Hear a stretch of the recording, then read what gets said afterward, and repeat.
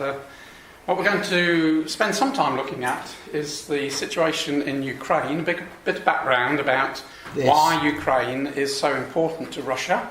And then when we've looked at that, see how that fits in with, as Brother it's hinted in his prayer, Daniel's image, the forming of the 2 feet. And then we can look at the events that have been happening in the past few weeks and months in the Middle East, in Iraq in particular, and the Pope's visit to Israel. And then finally, just a few brief slides on Britain and the EU. To the man. And let's see if we can... So, the key reading, if we were going to have a reading, would be Daniel chapter 2, which God revealed to Nebuchadnezzar the king what will happen in the latter days. And we know that we're living in the latter days. So, although we understand the build-up of the image over the many millennia, yet we know it has a latter-day fulfilment. And it has never stood up upon its feet in any time in its history. But what we're seeing in the forming of the 2 feet, in order that the image, the kingdom of men, might stand up in defiance of the things of God, and the characteristic of all those nations was that they came against Israel. They had dominion over Israel. And the whole purpose of this kingdom of men standing upon its feet is to go to the Middle East against Israel, to destroy Israel as a nation, and in their eyes to wipe out anything to do with Judaism and to replace it with their own false ideas. But we know that Scripture tells us that that image is to be hit by the little stone. Shouldn't disappear quite as quickly as that, but it will be wiped off the map, ground to powder, and then will be replaced by the kingdom of God, which will fill the whole earth. And it's interesting to witness the resurgence of Russia at this time. We know that Russia... by the way, let me just go back. Plays a very important role in the gathering of the nations to come against Israel. And a very famous quotation from Elpis Israel 160 odd years ago. Brother Thomas says, "The future movements of Russia are notable signs of the times because they are predicted in the scriptures of truth. When Russia makes its grand move for the building up of its image empire, then let the reader know that the end of all things as at present constituted is at hand. The long expected but stealthy advent of the King of Israel will be on the eve of becoming a fact." And so it's exciting, isn't it, to see Russia rebuilding her power again. Because this, we know, we've been waiting for a long time this to happen, and now it's beginning to happen in our days.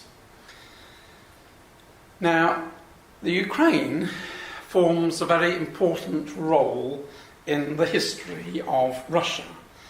Ukraine was the origin of Russia. This is where Russia came from. This is where the Russian Orthodox Church had its origin, in Kiev, in Ukraine. And if we start at the beginning and go to the book of Genesis, where we have the listing of the sons of Noah and then his grandsons, we know that Europe and across to China was populated by the sons of Japheth, and the 7 sons of Japheth are mislisted there. And it was by these that the earth was repopulated after the flood. And we're particularly interested in Tyrus, the one at the end, the youngest one, because Tyrus gave his name to the area around the Black Sea and the Ukraine. If we look at an ancient map, then what now is called the River Dniester used to be called the River Tyras. And so we can see, it directly takes its link from the grandson of Noah, Tyrus. And that still to the day is Terastopol on the River Tyras. That still exists. And Herodotus says that these people that settled in this region are the people of Taurus. And one can see that the Taurus and Tyrus are very similar names, and we know how names do change, that the English come from the Angles, But we can see the connection between Tyrus and Taurus that Herodotus called us. But the interesting thing was, Herodotus tells us that the Tauri were the first inhabitants to go and inhabit Crimea. And another very ancient historian says that the Tauri were expressly called Ros. And again, it's not difficult to see how Tyrus, and emphasise the last part, Ros, and that was the name that in his day they were known by. They were called the Rus. And Byzantine writers give them a much longer title and call them the Tauri Scythii, because the Scythians were from this region, and there were Scythians descended from Magog as well as Scythians descended from Tyrus. So to distinguish them, these were the Tauri Scythians. And again, this is a modern Russian historian, Bregov, says the Tauri Scythians call themselves Rus. And my ancient Encyclopaedia Britannica, Russia is derived through Rossia, from the Slavonic Rus or Ros. And I believe that these are the descendants of Tyrus, and gave his name to this area. Now, the area as a kingdom didn't come into being until about AD 870. Due to the amalgamation of a city in the north and a city in the south, initially at war, but that very quickly became a peace between these two important cities, and the latter, Kiev, became the most important one. This region flourished. It was on the trade route that the Vikings had to come down to Constantinople, and it was the one of these kings, Igor. Again, this Jewish Russian historian says the Soviet historians look upon Igor as the true beginning of the Russian princely line. So the Russians take their origins from this Kievan Rus way back in the 870s. And various kings here. The last one, Vladimir, was the one who was converted to Christianity, the Greek Orthodox, and he brought Christianity to Kiev. He personally supervised the baptism, and they were actually immersed in water, from what I make out, baptised the inhabitants of Kiev. And so the Greek Orthodox Church was taken into Kiev, and then from that developed ultimately breakaway the Russian Orthodox Church. So Ukraine plays a big role in Russian history. And if we just go to the height of the kingdom, when it was very extensive, and that's where Ukraine is at the moment there, that was it in its greatest zenith. But then things broke up. The Mongols swept in from the east and pushed them back and shrank, and eventually Kiev itself was taken by the Mongols in 1240, and so they had to move their centre, well, especially the church, the Russian church, moved up to Vladimir, and then finally to Moscow, and that's what gave Moscow its importance, because this is where the church decided to make its centre, and then the Russian Empire, as it were, then moved and amalgamated around Moscow, moved up northward. And subsequent history in AD 1400s, you can see the outline of Kiev today, partly in Poland, partly in the Mongol area.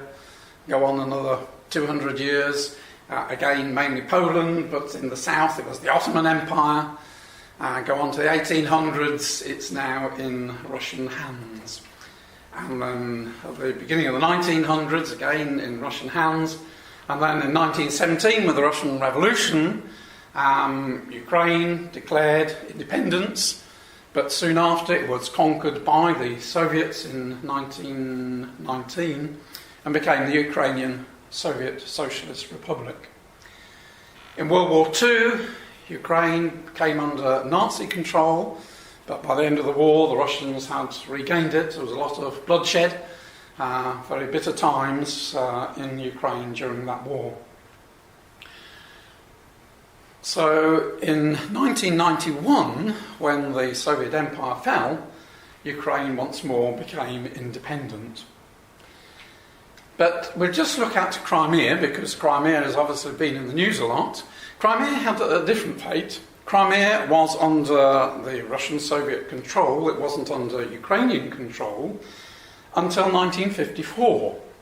And part of a celebration of the 300 years when under the Treaty of Pereslav, the Ukrainians and the Russians had joined forces 300 years later. To celebrate that anniversary, Khrushchev decided to hand back Crimea to the Ukrainians. And because it was under the Soviet, it didn't really make much difference at all. But of course, when the Soviet fell, it had very strong repercussions. So that was back in 1954 when Crimea came back under the control of the Ukraine. Another important, and that was a poster showing that the Ukrainians and the Russians, shoulder by shoulder, celebrating that anniversary. 24 years later came the anniversary of the Christianization of the Ukraine, Russia. So this was a contemporary magazine in 1998. It's finally come, the observance that millions of Ukraine by the Russian and Russian Christians have been waiting for, the millennium of the Christianization of Rus, when the Grand Prince Vladimir ordered the people of his kingdom to be baptized into the Orthodox Christian faith, and personally oversaw the baptisms of the majority of the people in Kiev, the capital of his realm. And it added, and it was quite interesting, but the arrival and celebration of this millennium is heavily laden with irony. Remember, this has been written in 1988. Probably the chief irony is the fact that the Soviet Union, a zealously atheistic government, is endorsing, even funding and promoting the most spectacular of the many events worldwide that are being dedicated to this millennium of Christianity in Rus. Well, that was 1998, and just 3 years later the Soviet fell. And all the coloured states here, which had been either largely or loosely under the control of Russia, the Soviet, all broke away. And Putin described this breakup of the Soviet Union in 1991 as the greatest geopolitical catastrophe of the century, talking about the 20th century. Now, bearing in mind, in the 20th century we had World War I and World War II and the Holocaust and that, what Putin honed in on was that the worst event in that 20th century was the breakup of the Soviets. And so you can see his thinking. If he describes that as being the worst event, then he's going to take steps to try and change things back. And things have changed very much in Russia since the breakup in 1991. Chiefly is the reinstatement of religion, and one sees very many pictures of all state occasions that the Russian priests and the Russian leaders work hand in hand, and see many pictures of Putin kissing icons and being at services, something which almost unbelievable 30 years ago. But this is the situation now, and very important, because we know that church and state are going to work together to gather the nations to come against Israel. So Putin's goal is to roll back the clock, as it were. He regards himself as one of the old Tsars, the Caesars. And this chap writing Reuters says of Putin sees himself as an invaluable historic figure who shall be responsible for the upholding the pursuit of Russian greatness, no matter what law or border stands in his way. Moscow is preparing for a lengthy confrontation with the West. After years of defending the status quo, Putin seems to have decided that he is better served by overturning it. Russia has a genius for revolutions, but while the earlier revolutions were about changing the leadership of the country, Putin's revolution aims to correct the order around him. And so he is increasing his military spending, and for the first time now it's exceeded that of the United States for the first time since 2003. And I like what it says on this, is a Turkish paper, which is a big sign that Russia is getting ready for some expected tough days in the near future. Again, with having seized Crimea, Russia is spending a lot of money on developing her fleet in the Black Sea.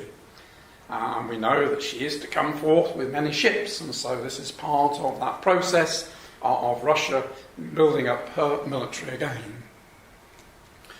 Now, as far as the Ukraine is concerned, the problem for the Ukrainians lies in the east of the country. And these, all the places in white, are towns which have wanted to have independence or link up with Russia. And Donetsk there is the second largest city in Ukraine. It's their coal mining centre and industrial heartland. And they have already, back in May, had a referendum and have declared that they want to become part of Russia. And these are in the extreme east of the country. We just put the map back on there. You can see that that's the region there in the east. Now, if we overlay that with a map which shows the percentage of Russian-speaking people, you can see why that part is so much wanting to join up with Russia. Because nearly 87% Russian is their natural language. They don't speak Ukraine, they speak, majority of them, in Russian, and in the south 82%. In the centre there, Russian is a minority, but 46%. And then as you can go westward there, 24% in the centre, and only 3% speak Russian over there. So you can see there's a very strong draw on this eastern side to join up with Russia. They regard themselves as Russian people. And of course, what Putin wants is to absorb this country back under his control.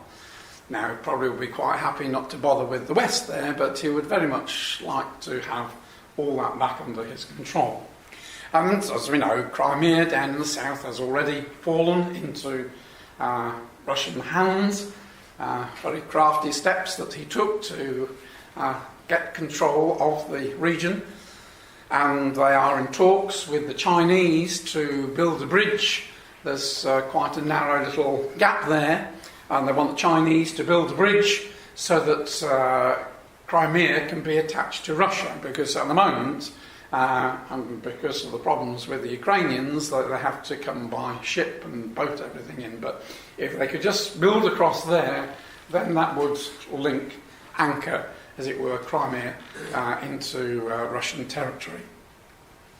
Now, the Sevastopol is where they have their deep water ports. This is where, for many years, the Russians have had their navy. The importance of Sevastopol is it really is the only warm water port that the Russians have that doesn't freeze up in the wintertime. All the other ports that she has to the north freeze up in the wintertime. So she has concentrated much of her naval efforts in building up her ships in Sevastopol.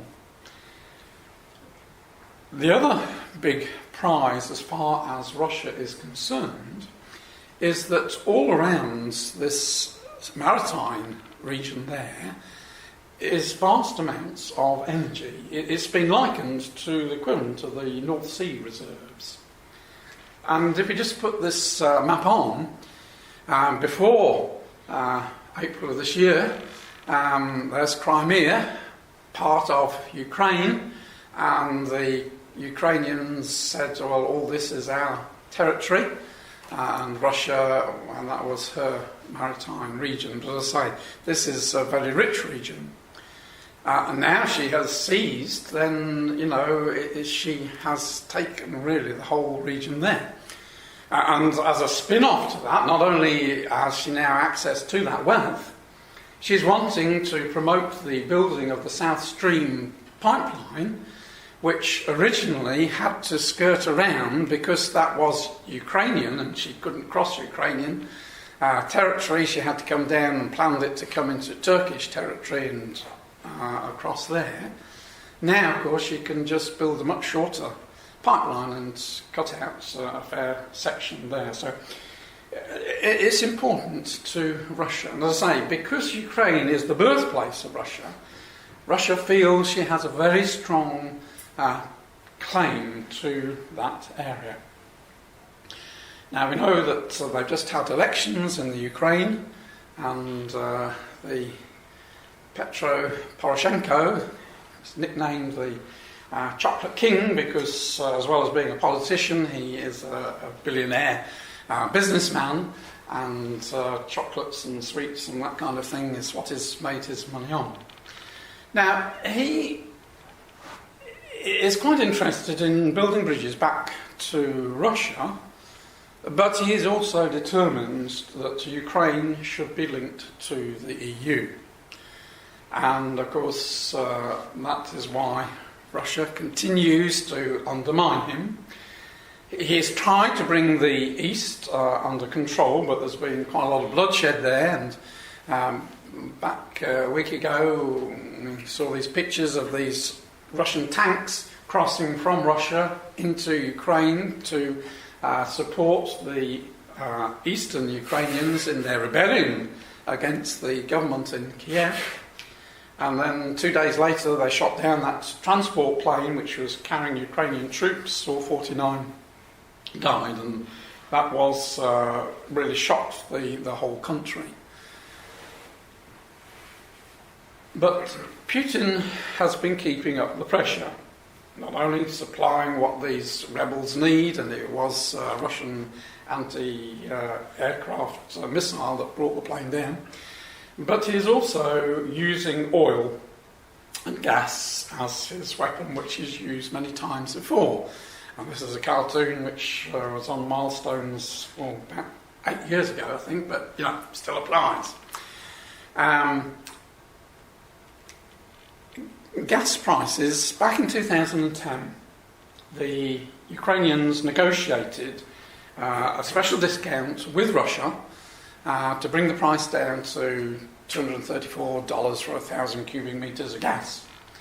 And that discount was because they had made an agreement for Russia to continue to lease the site at Sebastopol, the naval base, for another 25, 30 years.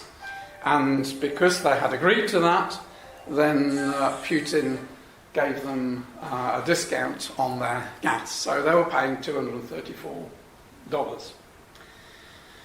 Well, when this year Sebastopol came into Russian hands, Putin said to Gazprom, well, they can't have their 30% discount now because we're not actually renting it off them. We now possess it. And there was another discount that they'd had. So suddenly the price leaps up to $485, doubles. Well, a lot of argument and discussion, and the amount of money that Ukraine owes for the gas it's had in the past is absolutely staggering. According to Gazprom, anyway, they owe $4.5 billion in back payments. So Russia is saying, look, you've got to pay your debts. If you pay up your debts, then we'll be very kind. We won't charge you $485. We'll bring it down to $385. But the Ukrainians, well, they made their offer and said, well, we'll only pay $326. And so, stalemate. So on Monday, the taps were turned. Now, it isn't actually true that the supplies were turned off, because running through Ukraine are the major pipelines which take Russian gas through Ukraine and onwards into Poland and Romania and Hungary and all along there. So what Russia has done is to reduce the amount of gas that goes through those pipes by the amount that Ukraine normally takes out. So Ukraine is in a bit of a difficult situation. She has in the past illegally tapped into these pipelines and drawn out gas, and she'll probably do that again. But she has built up reserves. It is the summertime. She says that they have 10 months' supply of gas. And downstream there shouldn't be any problems unless something happens. And there was a pipeline was blown up the day before yesterday, but we shall see. But at the moment the pressure is not on the downstream side. They're still getting their gas, but Ukraine officially is not getting any gas. Ukraine has over the past few years been finding alternative supplies. And it'll be interesting to see just what happens. But the crunch will come in the winter time, no doubt. But it's interesting to see the effect this has had on their currency, the hryvnia, well, I can't even pronounce it, but whatever it is there. You can see that's a year ago. This is just spanning this day before yesterday. So it's dropped incredibly. And that is why our brothers and sisters in Ukraine need our financial help. Because the cost of living has just gone through the roof. And because of all the problems that are happening there, a lot of the banks aren't operating, a lot of the businesses aren't operating. Life is very difficult for our brothers and sisters out there at this time. In Crimea, it's still chaos, apparently, because now, instead of Ukrainian law applying to land transactions and whatever, it's all Russian laws. Russian passports, Russian driving licences. It's just put a whole spanner in the works, and it's taken quite a time to swing them from a Ukrainian outlook to a Russian outlook, so things are pretty grim there. But I don't think there are any brothers and sisters on the Crimea itself. But what all that is leading to is this movement of the nations into their right feet. And it's quite interesting to see how, over our lifetime, things have changed. If we just go back to 1991, which lifetime, a lot of people here, not everybody. That was the EU. That was the Soviet Union when it had broken up in 1991. And the EU has been creeping eastwards. Big explosion in 2004 when it expanded rapidly, and now in 2014 with 28 members it has come right up to the borders of Russia at the top there and up to Ukraine and Belarus.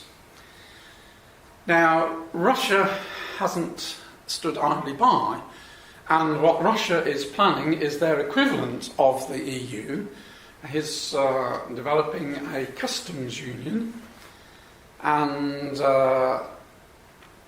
that it will involve Russia, Belarus, and Kazakhstan, and as from a couple of months ago, Crimea. And these nations, just at the end of last month, on the 29th of May, signed the paperwork for this to come into being next year, the Eurasian Economic Union, which hopefully, what they're hoping is that more will come and join this economic union. As I say, it will be their equivalent of the EU. And they're hoping that countries like Kazakhstan and Kyrgyzstan and Armenia will join. They wanted Ukraine, they thought Ukraine would be one of the founder members, because the president up till February time when he fled off to Russia was very pro-Russian, but of course that's all got scuppered. But Putin still dreams of Ukraine and Moldova, and Georgia will come and join in. Now, we know from Bible in hand that these countries, this is where we expect this is how it is at the moment, this is what we would expect to happen, that countries like Ukraine, and those will be absorbed into the Russian side rather than the EU side. And it's an interesting time in the history of the world when nations see the benefit of joining up and forming bigger blocks because it gives them more power. And because of the things that were happening in Russia, the New Statesman had this as its cover on the 28th of March, with the Russian bear asserting herself, and you see the arrows going down into the Middle East and into Ukraine, down into Africa.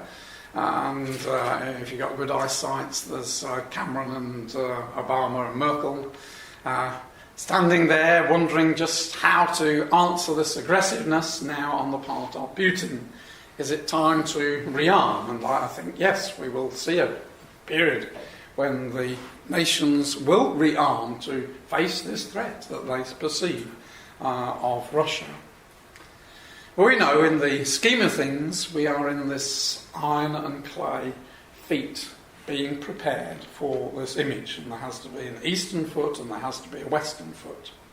And we know, I've knocked out the scriptures here because we know them, so I can put other things in. But we know from scriptures that this strange mixture of iron and clay is one that doesn't really work.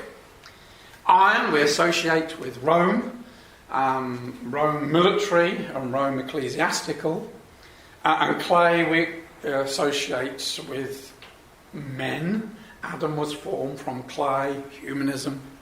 And we're in this strange mixture where we have weak and strong.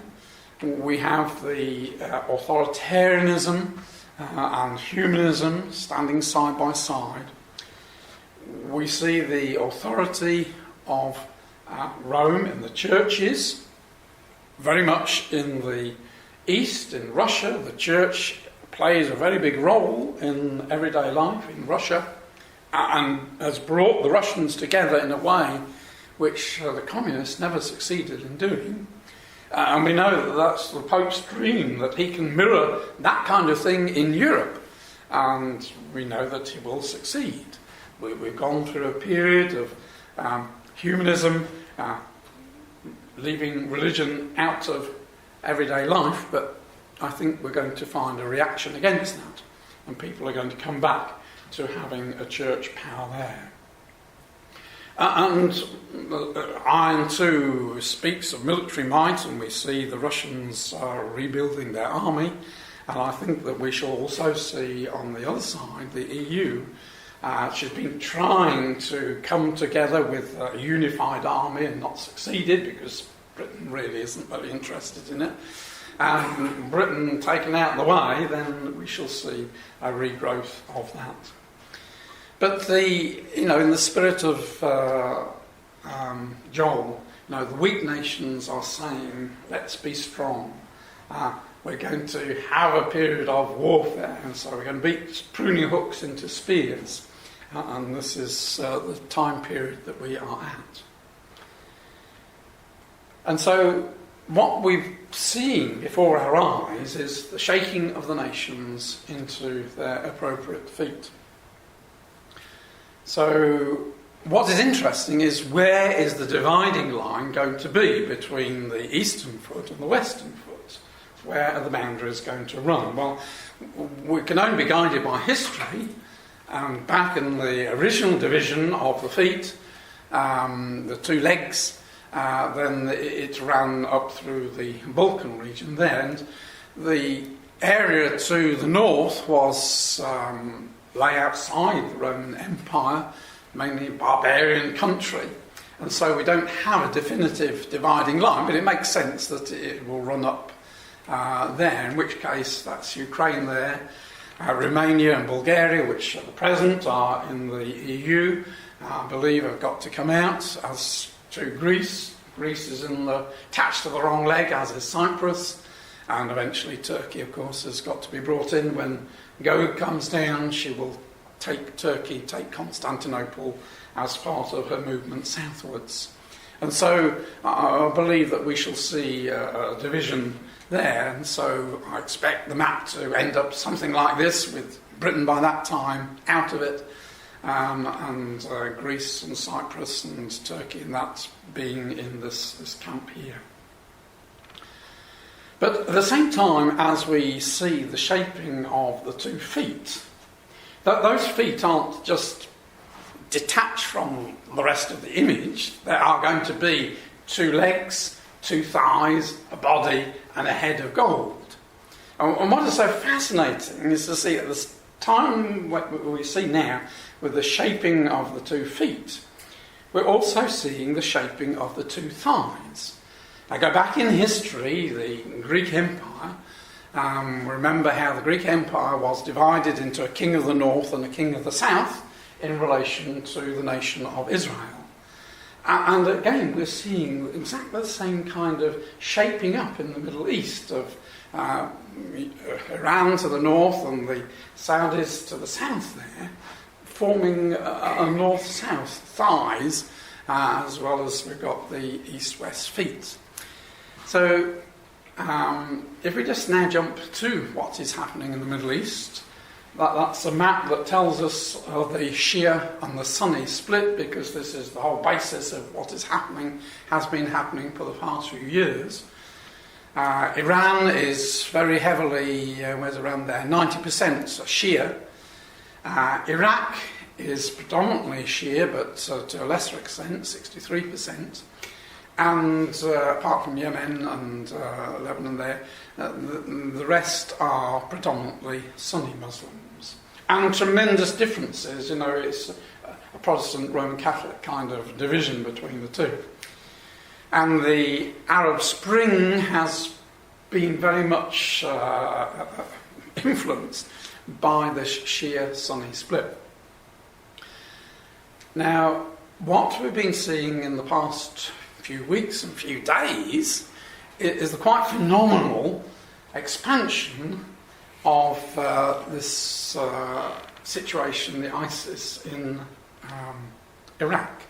Now, that's a typo on the map. That should be 12, because all this is 10, 11, 12, so we haven't even got to the 21st, so it can't be showing the situation then, but just reverse those two. So this is now showing that this ISIS power, we'll look at who they are, now control a lot of Syria and all down here, almost to the doors of Baghdad. With the Syrian war over here, the Syrian war has now entered its 4th year. President Assad has been elected. He now has another 7 years in office. He's been brutally using chemical weapons and shrapnel-filled bombs to decimate his people. He's still clinging to power. It's estimated that 170,000 people have died, though I did see another estimate which put it nearly 250,000. But we know there's about 3 million have fled from Syria and 4 million have been displaced within Syria. It's a humanitarian disaster. And to begin with, there were lots of opposition parties trying to dislodge Assad. But as time's gone on, those parties have amalgamated. And what really has sprung out is this ISIS power now have the main power and have taken, there's lots of oil fields and that's in the Euphrates region there. They have emerged as a very strong power. So who are ISIS? What does ISIS stand for? ISIS is an Islamist state in Iraq and Syria, or sometimes instead of Syria it'll have Al-Sham, which is the ancient name for Syria. You'll also see it under ISIL, which is the exactly the same, but instead of saying Syria, it's saying Levant. Now, the Levant is the region really from Syria down to Israel, across to Iraq. Sometimes it goes down into Egypt and up into Turkey, but mainly the eastern Mediterranean lands as they go along. So this is an Islamic state that they are wanting to set up. This grouping started 10 years ago to support Al-Qaeda, and they were in Iraq, fighting in Iraq, and they are Sunni Muslims. Now, Saddam Hussein and most of his henchmen were also Sunni Muslims in a country where the majority was Shia. So Saddam Hussein had to use pretty brutal methods in order to retain power of his particular men who were Sunni, the minority in the country. So when the Americans came along and swept out the Sunnis, then ISIS was there to help Al-Qaeda fight against the British and the American.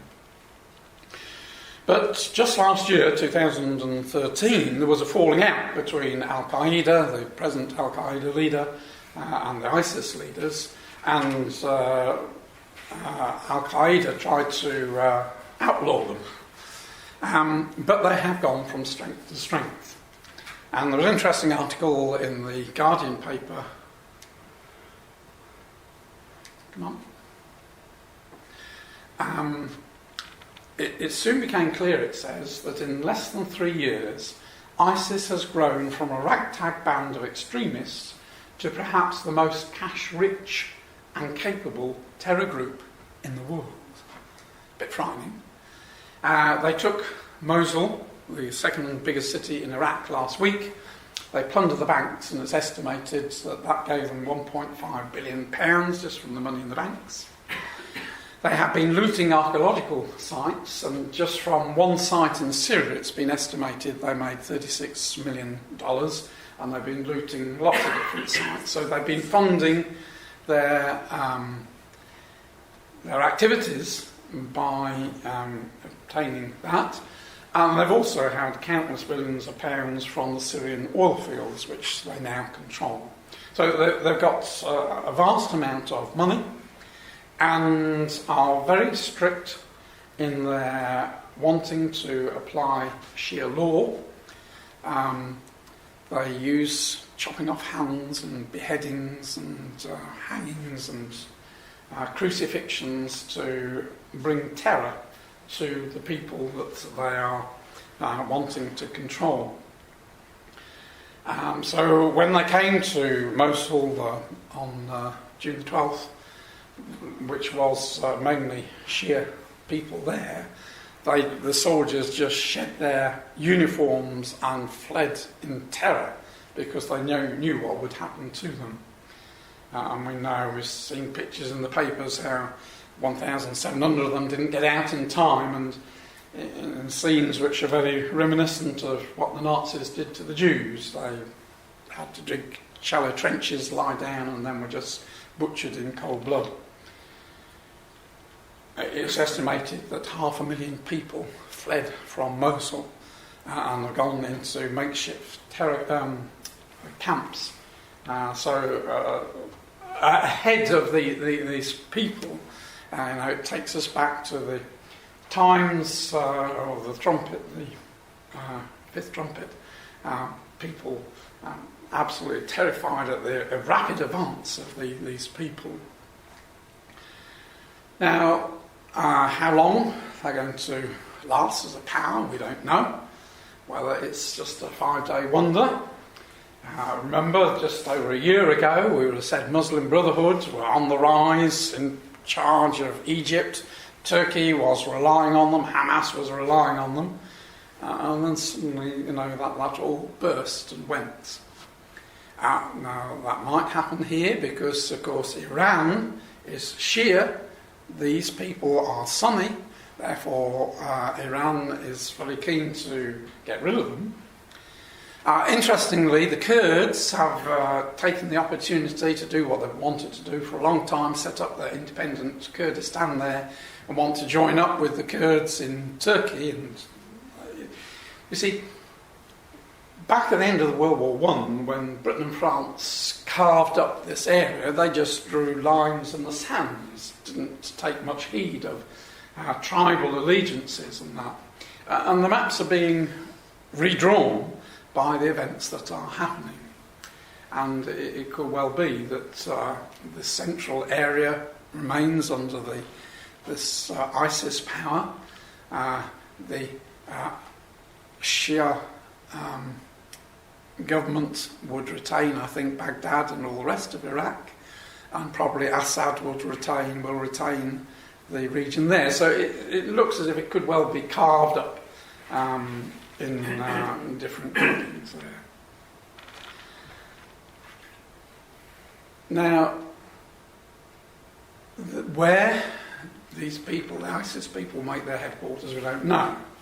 I have now taken Mosul, which was the second biggest city. Interestingly, what lies just over the boundary there are the ruins of Nineveh. Mosul is Nineveh. So where does this fit in Bible prophecy? Well, there is one prophecy which seems to be relevant, and that's the prophecy of Balaam, made, before ever Israel had gone into the land and before they had been scattered again.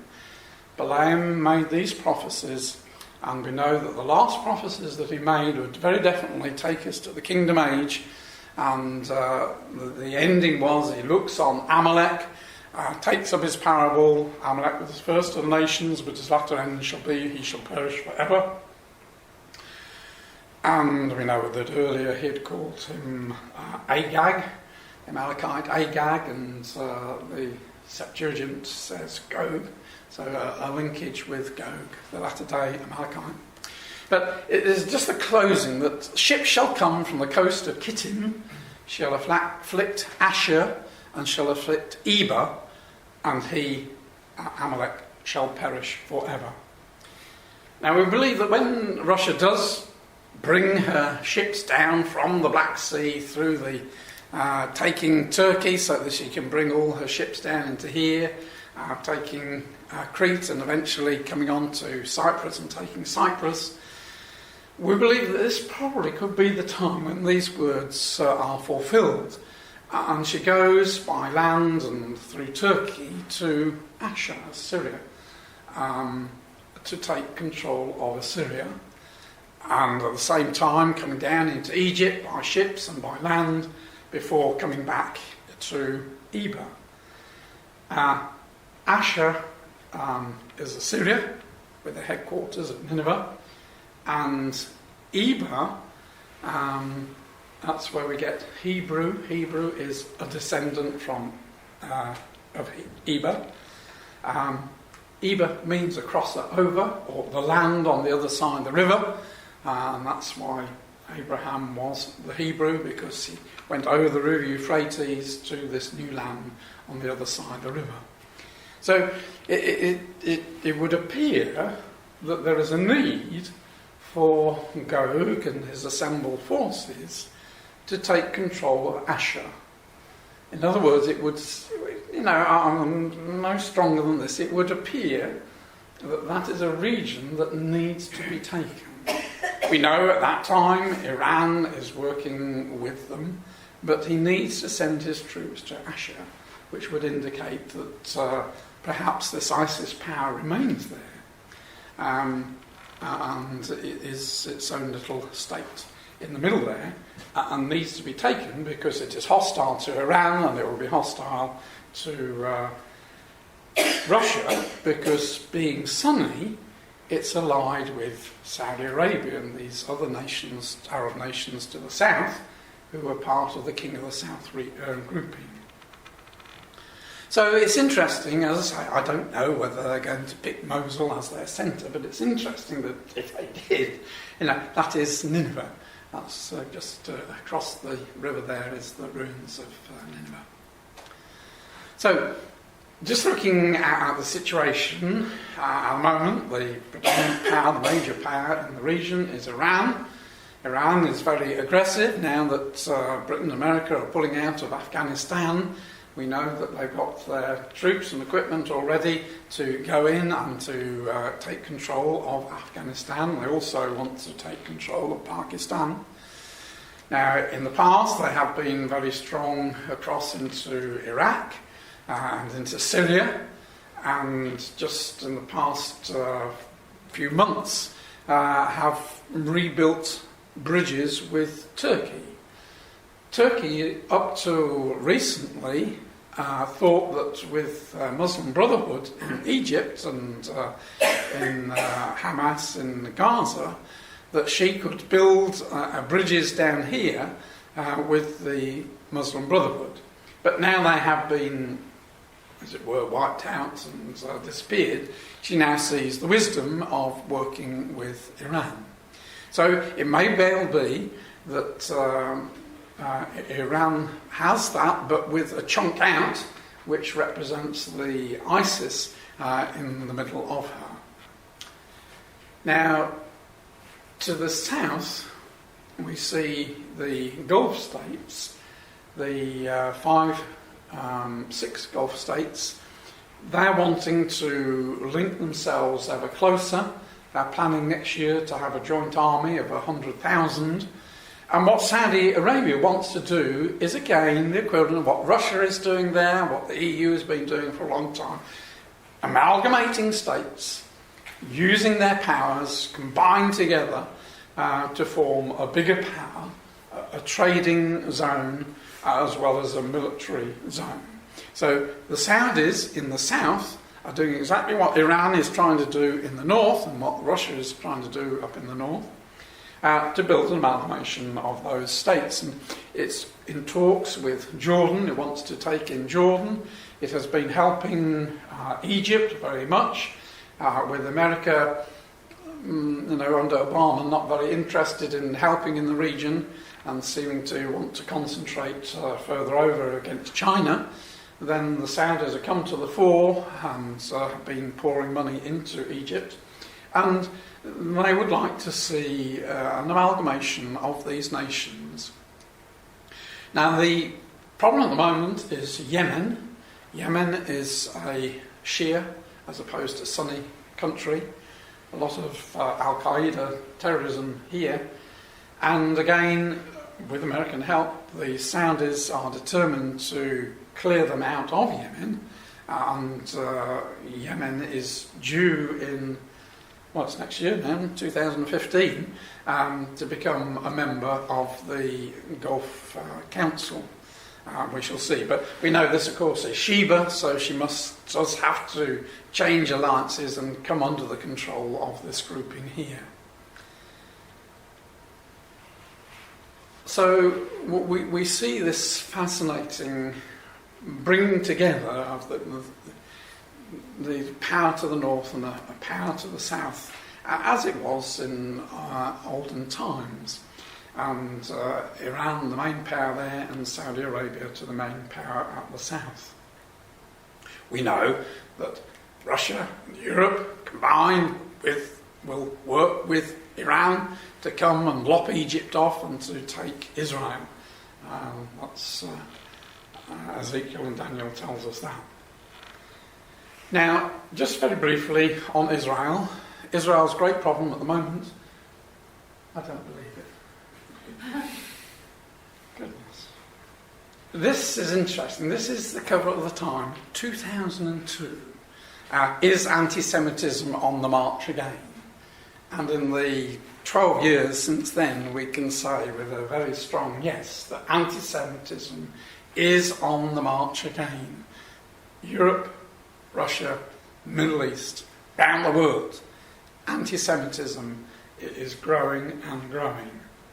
So much so that these are just a few headlines. Europe, Jewish life unsustainable in Europe due to rising anti-Semitism. They daren't go out in the streets showing any sign of Jewishness.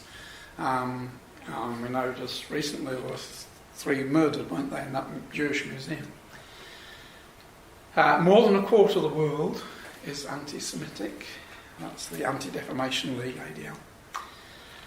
The new structure of the EU Parliament worries the Israelis because there are so many fringe parties and extremist parties, anti-Semitic parties have come to the fore and won seats, that really worries them.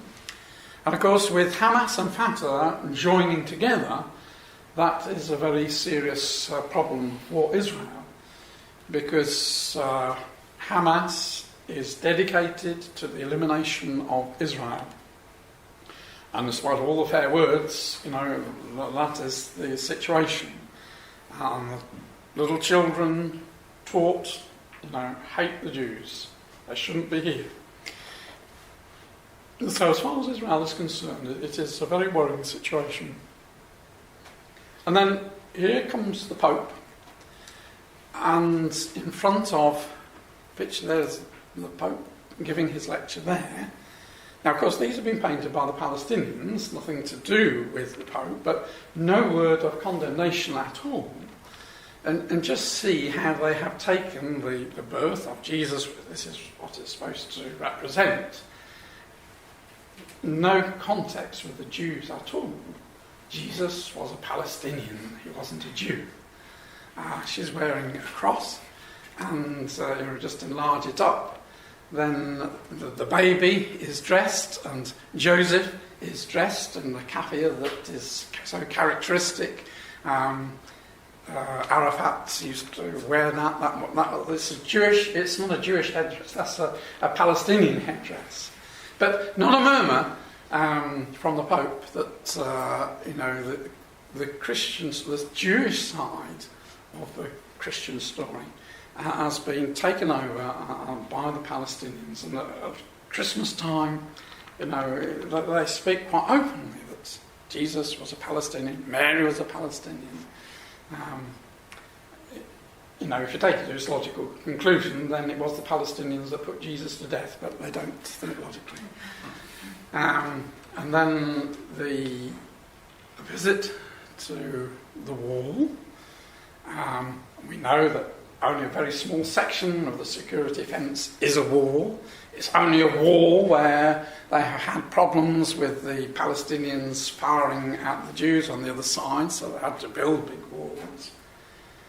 But, look down at the little girl, she's being pushed forward with a Palestinian flag, so the photographers have this beautiful shot of the Pope there against the wall, and there the Palestinian flag, protesting at how the Jews treat the Palestinians. So when the Bible speaks of the nations coming against Israel, no surprise at all. And then beginning of this month, Abbas and the Pope and Perez went to the Vatican for a day of prayer.